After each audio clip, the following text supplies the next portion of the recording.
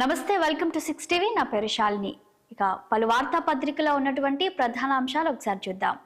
ముందుగా ఈనాడు పేపర్ చూసినట్లయితే శేషాచలంపై గొడ్డలి వేటు, 5 ఏళ్ల వైకాపా పాలనలో స్మగ్లర్లదే ఇష్టరాజ్యం, వ్యవస్థలన్నీ నిర్వీర్యం, ఎర్రచందనం సంరక్షణ ప్రశ్నార్థకం అన్నట్లు కూడా ఇక్కడ మనం హెడ్లైన్ ని చూడొచ్చు. శేషాచలం అడవికి సంబంధించినటువంటి న్యూస్ అయితే మనం ఇక్కడ చూడొచ్చు. నెక్స్ట్ మరొక న్యూస్ చూసినట్లయితే జమిలి ఎన్నికల బిల్లులపై పునరాలోచన, నేటి లోక్సభ కార్యకలాపాల జాబితాలో కనిపించని అంశాలు అని కూడా మనం ఇక్కడ చూస్తున్నాము. నెక్స్ట్ మరొక న్యూస్ చూస్తే మహనీయుల స్ఫూర్తితో ముందుకు సాగుదాం, అమరావతిలో పొట్టి శ్రీరాములు స్మృతి భవనం, రాష్ట్రంలో త్వరలో ఆయనపేట తెలుగు విశ్వవిద్యాలయం, రాష్ట్ర అభివృద్ధికి కృషి చేసిన మహానుభావులను గుర్తించుకోవాలి, సీఎం చంద్రబాబు పిలుపునిచ్చినట్లు కూడా మనం ఇక్కడ చూడొచ్చు. ఇక దేశం మొత్తం గర్వించే వ్యక్తి పొట్టి శ్రీరాములు అని కూడా డిప్యూటీ సీఎం పవన్ కళ్యాణ్ కూడా వ్యాఖ్యలు చేసినట్లు మనం చూడొచ్చు. ఇక ఆయనకి ఘన నివాళి అర్పించినట్లు కూడా ఫోటోలో మనం చూడొచ్చు. నెక్స్ట్ మరొక న్యూస్ చూసినట్లయితే ఒక్కో పోస్ట్ 2 కోట్లకు పైమాటే, విద్యుత్ సంస్థలో డైరెక్టర్ల పోస్టులు భలే ఖరీదు గురు, నేతల నుంచి తీవ్ర ఒత్తిళ్లు, నేటి నుంచి నియామక ప్రక్రియ ప్రారంభం అన్నట్లు కూడా మనం ఇక్కడ విద్యుత్ సంస్థకు సంబంధించినటువంటి న్యూస్ ని చూడొచ్చు. 7 కొండల వారి దర్శనానికి ఎన్నెన్ని దారులు అని కూడా మరొక హెడ్లైన్ అయితే మనం ఇక్కడ చూడొచ్చు. నెక్స్ట్ జాకిర్ హుస్సేన్ ఆరోగ్యం విషమం, అమెరికాలోని శాన్ ఫ్రాన్సిస్కో ఆసుపత్రిలో చికిత్స పొందుతున్న తబలా విద్వాంసుడు అని కూడా మనం చూడొచ్చు. నెక్స్ట్ మరొక న్యూస్ చూసినట్లయితే పరుగులు పెట్టనున్న పోలవరం, ఈ ఆర్థిక సంవత్సరంలో పునరావాసానికి 712 కోట్లు, నేడు ప్రాజెక్టును సందర్శించనున్న ముఖ్యమంత్రి చంద్రబాబు. ఇక కొనసాగుతున్న గైడ్ వాల్ నిర్మాణం పనులు. చలి గుప్పిట్లో మన్యం, అల్లూరి జిల్లా మాడుగులలో అత్యల్పంగా 5.7 డిగ్రీలు, ఈ సీజన్ లో ఇదే కనిష్టం అని కూడా మనం చూడొచ్చు. ఇవి ఈనాడు పేపర్లో ఉన్నటువంటి మెయిన్ హెడ్లైన్స్. నెక్స్ట్ సాక్షి పేపర్లో ఉన్నటువంటి హెడ్లైన్స్ కనుక ఒకసారి చూసినట్లయితే జమిలి ఎన్నికల బిల్లులు వాయిదా, లొంగుబాట దాడుల, నక్సలైట్లు లొంగిపోతారా లేక దాడులు ఎదుర్కొంటారా తేల్చుకోవాలని కూడా కేంద్ర హోంమంత్రి అమిత్ షా వారిని హెచ్చరించినట్లు కూడా మనం ఇక్కడ చూడొచ్చు. నెక్స్ట్ మరొక హెడ్లైన్ చూసినట్లయితే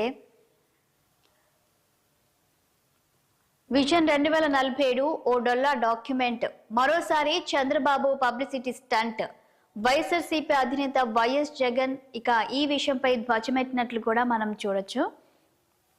బాబు పాలనలో మొత్తం 3 విజన్లు, చరిత్రలో నిలిచిపోయే పని ఒక్కటైనా చేశారని కూడా ఆయన ప్రశ్నించినట్లు చూడొచ్చు.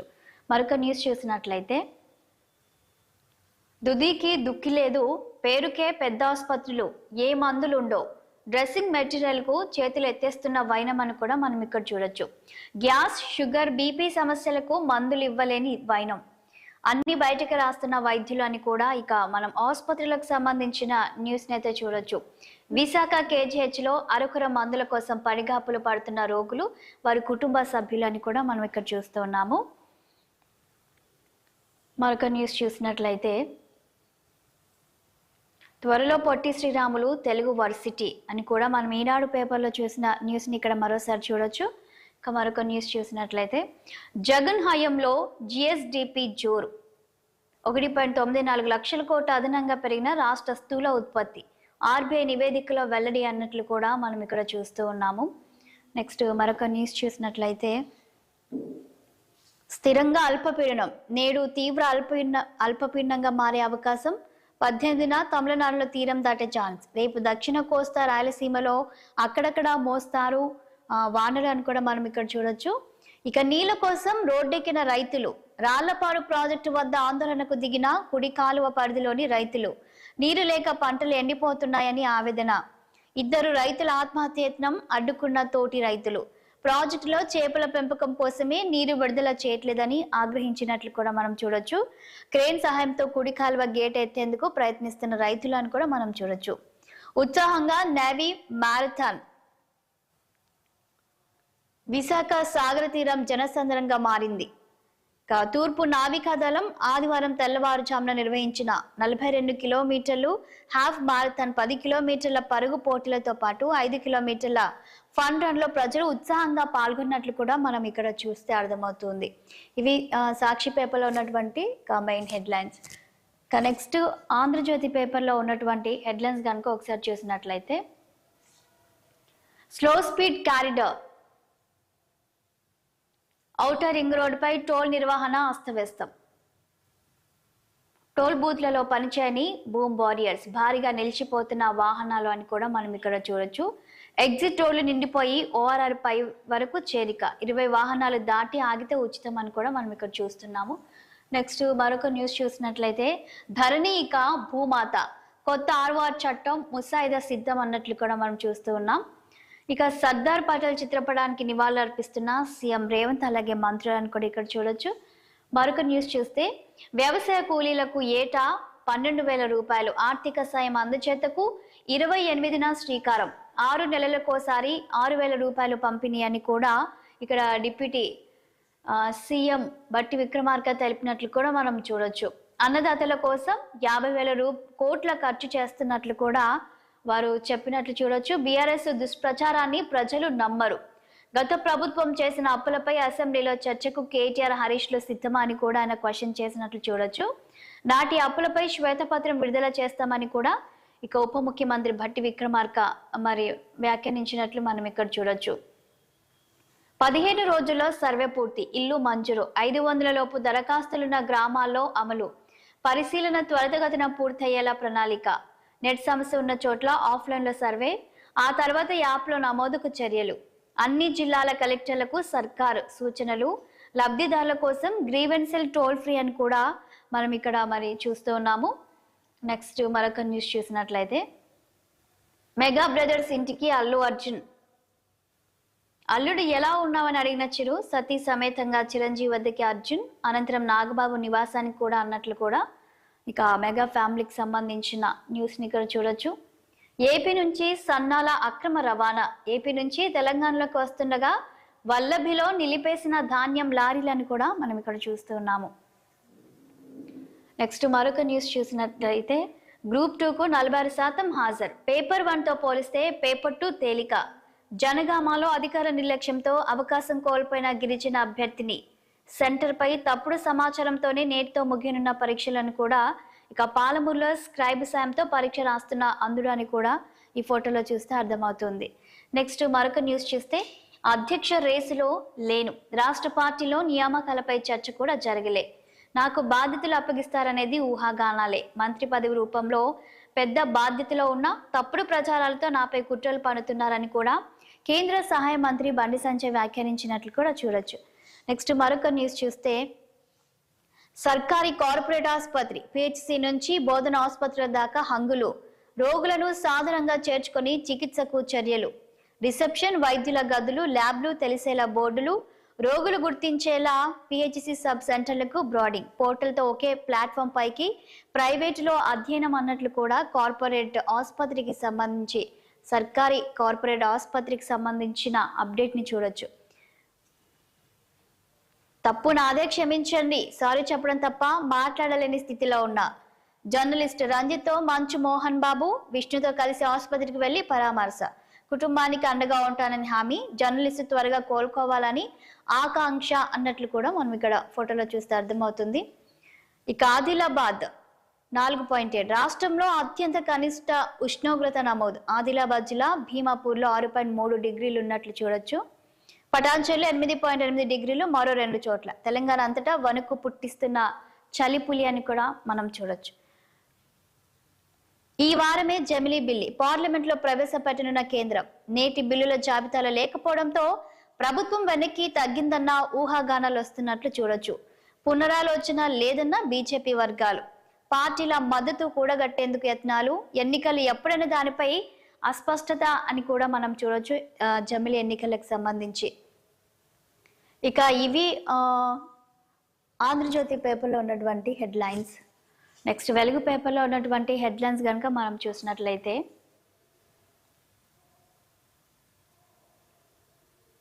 ఇక మనం వెలుగు పేపర్లో చూస్తే జాకిర్ హుసేన్ ఇక లేరు. కొంతకాలంగా గుండె సమస్యలతో అనారోగ్యం, శాన్ ఫ్రాన్సిస్కో ఆసుపత్రిలో కన్నుమూత అన్నట్లు కూడా మనం చూడొచ్చు.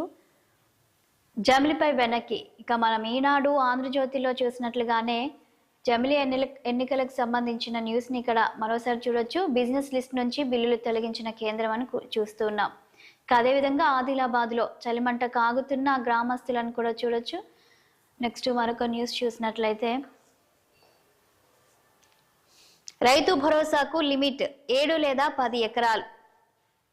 ప్రభుత్వానికి కేబినెట్ సబ్ కమిటీ సిఫార్సు. ప్రజాప్రతినిధులు ఐఏఎస్ ఐపీఎస్ గ్రూప్ 1 ఆఫీసర్లకు వద్దు. గతంలో మాదిరి రాళ్లు రప్పలు చెట్టు పుట్టలు రోడ్లకు ఇవ్వద్దు, కేవలం సాగు భూములకే ఇవ్వాలని సూచనలు. ఇక సబ్ కమిటీ సిఫార్సులపై అసెంబ్లీలో చర్చించనున్న ప్రభుత్వం అని కూడా మనం చూడొచ్చు. నెక్స్ట్ మరో న్యూస్ చూస్తే పాట ఉన్నంత కాలం గద్దర్ బతికే ఉంటాడు. ఆయన ఒక్క పాట 100 ఉపన్యాసాల సారమని ఇక్కడ మాజీ మంత్రి హరీష్ రావు ఆయనను గుర్తు చేసుకున్నట్లు మనం చూడొచ్చు. గద్దర్ పోరాట చరిత్ర భావి తరాలకు తెలియాలి, ఆయనపై తీసే డాక్యుమెంటరీకి సహాయం అందిస్తా, సిద్దిపేటలో విగ్రహాన్ని ఏర్పాటు చేసుకుందామని కూడా ఆయన పిలుపునిచ్చినట్లు మనం ఇక్కడ చూడొచ్చు. నెక్స్ట్ మరొక న్యూస్ చూసినట్లయితే ఇక గ్రూప్ 2 ఎగ్జామ్ సగం మంది రాయలే. పేపర్ 1కు 46%, పేపర్ 2కు 46% అలా హాజరైనట్లు మనం ఇక్కడ చూడొచ్చు. పేపర్ 2 రాయకుండానే 2419 మంది అభ్యర్థులు ఇంటిదారి పట్టినట్లు చూడొచ్చు. వికారాబాద్ జిల్లాలో ఫోన్తో పట్టుబడిన అభ్యర్థి కేసు నమోదు చేశారు. నేడు పేపర్ 3, పేపర్ 4 ఎగ్జామ్ కూడా ఉన్నట్లు మనం ఇక్కడ చూడొచ్చు. ఇక బేగంపేటలోని ప్రభుత్వ మహిళా డిగ్రీ కాలేజీలోని సెంటర్ వద్ద హాల్ టికెట్ నెంబర్లు చూసుకుంటున్న గ్రూప్ 2 అభ్యర్థులను కూడా మనం ఇక్కడ చూడొచ్చు. గుడ్డు ధరపై పైకి అని కూడా మనం చూడొచ్చు. ఒక్కో ఎగ్ హోల్సేల్ 6.20 ఉన్నట్లు మనం చూడొచ్చు. ఇక రీటైల్లో 8 రూపాయలు ఉన్నట్లు కూడా మనం ఇక్కడ చూడొచ్చు. నిరుడు ఇదే నెలలో గుడ్డు హోల్సేల్ ధర 5 రూపాయల 50 పైసలు ఉండే, కానీ 1 ఇయర్తో పోలిస్తే ఇప్పుడు మరింత పెరిగినట్లు కూడా మనం ఇక్కడ చూడొచ్చు. నెక్స్ట్ మరొక న్యూస్ చూస్తే 28న రైతు కూలీలకు మొదటి విడత సాయం 6,000 రూపాయల చొప్పున అందజేస్తామని ఇక డిప్యూటీ సీఎం భట్టి విక్రమార్క తెలిపారు. సంక్రాంతికి రైతు భరోసా ఇస్తామని కూడా ఆయన చెప్పినట్లు ఇక్కడ చూడొచ్చు.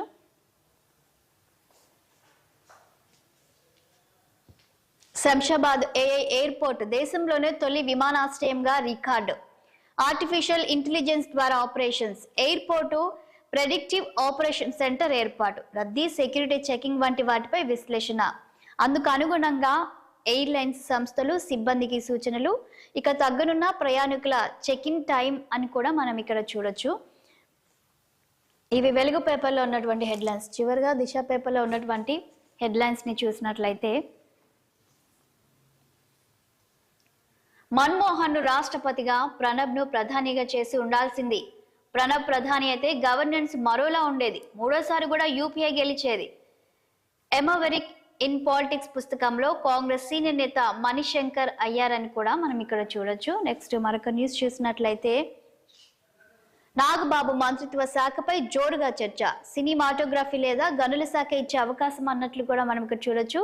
మరో 4 రోజుల్లో శాఖను కేటాయించే ఛాన్స్ అన్నట్లు కూడా మనం చూడొచ్చు. కోరిక మేరకు కీలకమైన మంత్రి పదవిని నాగబాబుకు ఇవ్వనున్నట్లయితే సమాచారం.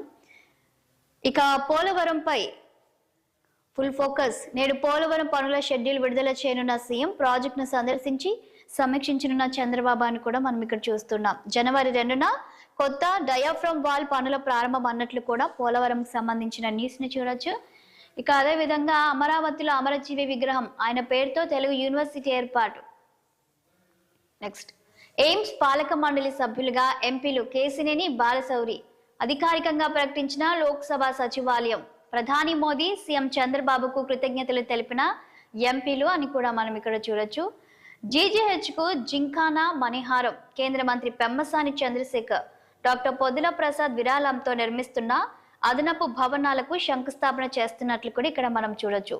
ఇక తిరుమల లడ్డు దర్యాప్తులో పురోగతి. నెయ్యి ఎయిర్ డైరీ నుంచి సరఫరా కాలేదని నిర్ధారణ. త్వరలోనే విచారణ కొలికి వచ్చే అవకాశం అని కూడా మనం ఇక్కడ చూడొచ్చు. రాష్ట్రం కోసం అమరజీవి ప్రాణత్యాగం. ఆ మహనీయుని సేవలను స్మరించుకుందామని మరి మంత్రి నారా లోకేష్ ఆయనకు నివాళి అర్పించినట్లు కూడా మనం చూడొచ్చు. ఋషికొండ భవన నిర్మాణాలు పిచ్చి పని, వాటి కోసం ప్రజాధనం దుర్వినియోగం. జగన్ హయాంలో అంతా సైకోపాలనే కేంద్ర మాజీ మంత్రి అశోక్ గజపతి రాజు ఘాటు వ్యాఖ్యలు చేసినట్లు కూడా మనం ఇక్కడ చూడొచ్చు. కుప్పకూలిన స్టేజి, ఎమ్మెల్యే చినరాజప్ప సహా పలువురికి గాయాలు. కాకినాడ పట్టణ అభివృద్ధి సంస్థ చైర్మన్ ప్రమాణ స్వీకారంలో అపశృతి చోటు చేసుకున్నట్లు కూడా మనం చూడొచ్చు. నెక్స్ట్ మరొక న్యూస్ చూసినట్లయితే రూటు మార్చిన కేటుగాళ్ళు అని కూడా మనం ఇక్కడ చూడొచ్చు. రేషన్ బియ్యం స్మగ్లింగ్ కు కొత్త ఎత్తుగడ, కాకినాడ పోర్టుపై నిఘా పెరగడంతో ప్రత్యామ్నాయ మార్గాలపై చూపు.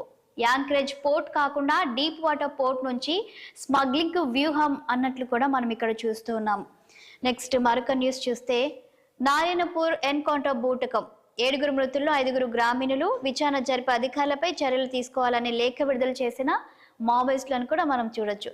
ప్రజాస్వామ్య పరిరక్షణకు ఐక్య పోరాటం, మోదీ ప్రభుత్వ విధానాలు దేశానికి ప్రమాదకరం. కడపలో ప్రొఫెసర్ సాయిబాబా స్మృతి సభలో ప్రొఫెసర్ హరగోపాల్ మాట్లాడినట్టు కూడా మనం చూడొచ్చు. నెక్స్ట్ మరొక న్యూస్ చూసినట్లయితే అమ్మ ఊరికి వెళ్ళిందిక రాదు, అన్నయ్య ఆసుపత్రిలో ఉన్నాడు, వచ్చాక ఇద్దరం కలిసి స్కూల్కి వెళ్దాం. కన్నీళ్లు తెప్పిస్తున్న రేవతి కూతురు శాన్విక మాటలు. సంధ్య థియేటర్ తొక్కిసలాట ఘటనలో తల్లిని కోల్పోయిన చిన్నారి అని కూడా మనం ఇక్కడ చూడొచ్చు. స్మగ్లింగ్ చేస్తే హీరోలా చూస్తున్నారు, సినిమాల నుంచి చెడే తీసుకుంటున్నారు, మగపిల్లలను కూడా పద్ధతిగా పెంచాలి. హోంమంత్రి వంగలపూడి అనిత ఈ వ్యాఖ్యలు చేసినట్లు కూడా మనం చూడొచ్చు. ఇక ఇవి పలు వార్తా పత్రికలో ఉన్నటువంటి మెయిన్ హెడ్లైన్స్. ఇక మరిన్ని అప్డేట్స్ కోసం చూస్తూనే ఉండండి 6 టీవీ, సామాన్యుడి ఆరో ప్రాణం.